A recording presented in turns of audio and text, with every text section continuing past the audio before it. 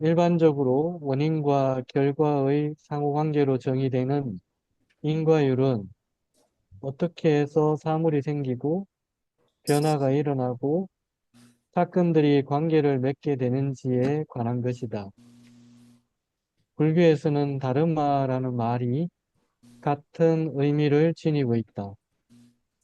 붓다의 모든 가르침은 그의 인과율에 대한 핵심 교리에서 유래하고 있기 때문에 다르마는 붓다의 가르침을 총체적으로 지칭하기도 한다.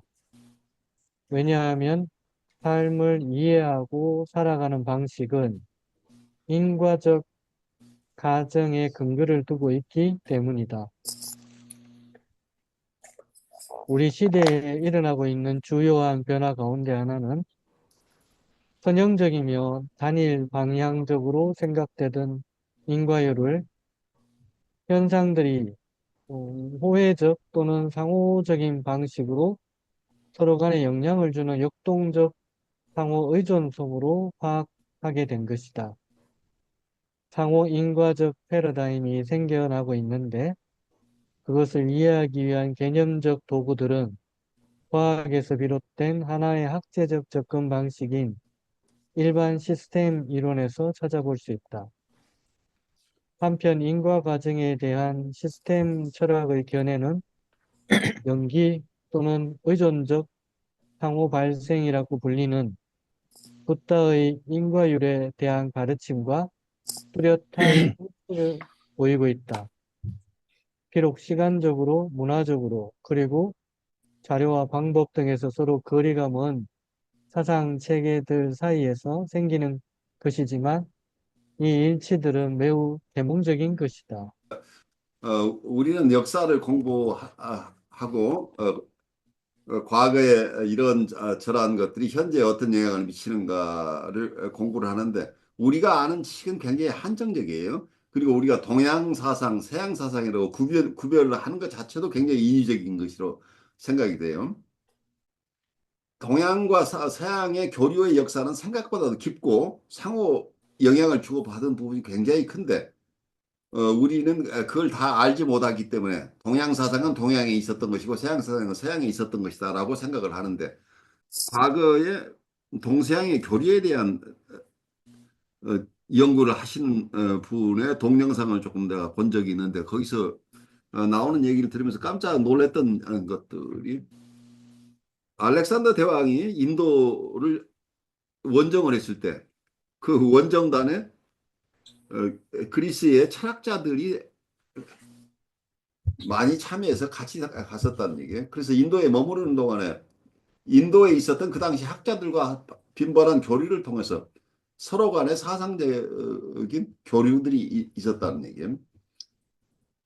그러니까 알렉산더 원정 당시에 그리고 알렉산더가 그 인도 정벌 이후에 어쩌면 그리스와 인도 사이에 그 중간에 어떤 왕국들이 또 그 당시에 있었는데 거기에서는 인도의 문물과 서양의 문물이 이렇게 함께 만나는 어, 이런 관계가 굉장히 오래 지속됐고 그래서 서양의 히랍의 철학 속에는 인도의 영향이 아주 초기에 영향을 미쳤고 그리고 다시 또 히랍에서 발달한 것들이 나중에 다시 불교 영성에도 영향을 미쳤다. 특히 대승불교 속에는 히랍 쪽에서 원래 인도에 있었던 것이 히랍에 건너가서 히랍에서 발달한 것들이 다시 인도에 영향을 미치는 이런 상호 교류가 어, 아주 초기부터 있었다는 얘기를 그분은 하고 있어요. 그래서 우리가 생각하는 것보다 훨씬 더 많은 교류가 있었는데 우리가 아는 것은 극히 일부 지식을 가지고 서양 것과 동양 것을 나누는데 사실은 과거부터 서로 영향을 많이 주고받았을 것이다. 이런 생각을 해봐요. 그래서 이게 일반 시스템 이론이 정말 독자적인 이론이냐 아니면 불교의 인과율에 영향을 받은 것이냐 하는 거 아무도 얘기할 수 없어요.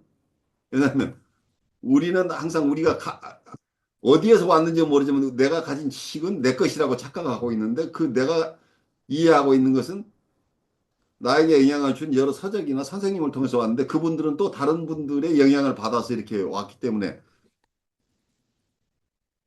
그 나에게 영향을 준 저자나 스승들도 다른 분의 저술이나 가르침을 받아서 자기의 것을 완성했기 때문에 자기의 것을 만들었고 그분이 가진 철학이나 사고방식이나 어떤 영성적인 것 혹은 심리적인 이해 이런 것들이 우리에게 영향을 주고 있는데 그 연원을 다 따져 볼 수가 없다는 얘기예요. 그러니까 단순하게 우리가 그냥 동양적이다, 서양적이다 할 수 없을 만큼 사실은 어, 역사가 시작된 이래 이후로 끊임없이 서로 여러 문화 간에 영향을 주고받았다는 거예요.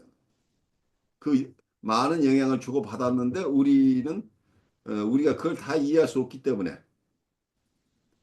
우리는 크게 봐서 동양, 서양 이렇게 지금 나누어서 보고 있는 것이다라는 생각이 들어요. 그래서 동양 속에도 서양적인 것이 들어있고 서양 속에도 동양적인 것이 들어있는데 그래도 어떤 면에서 크게 대별되는 부분이 있다고 하는 거죠.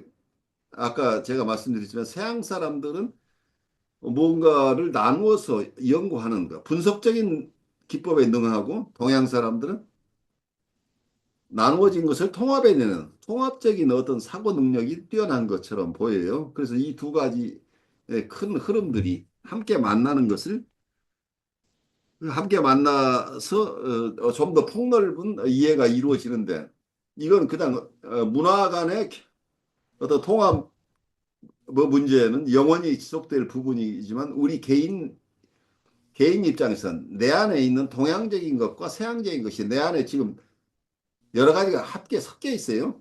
이것을 우리 스스로 통합해내는 것도 굉장히 나를 이해하는데 그리고 나의 세계를 이해하는데 이 두 가지 흐름들을 내 안에서 소화해내는 작업이 필요하지 않느냐 하는 생각이 들어요. 그래서 여러분들도 그 작업을 우리가 함께 해나가면 어떨까 하는 생각을 합니다.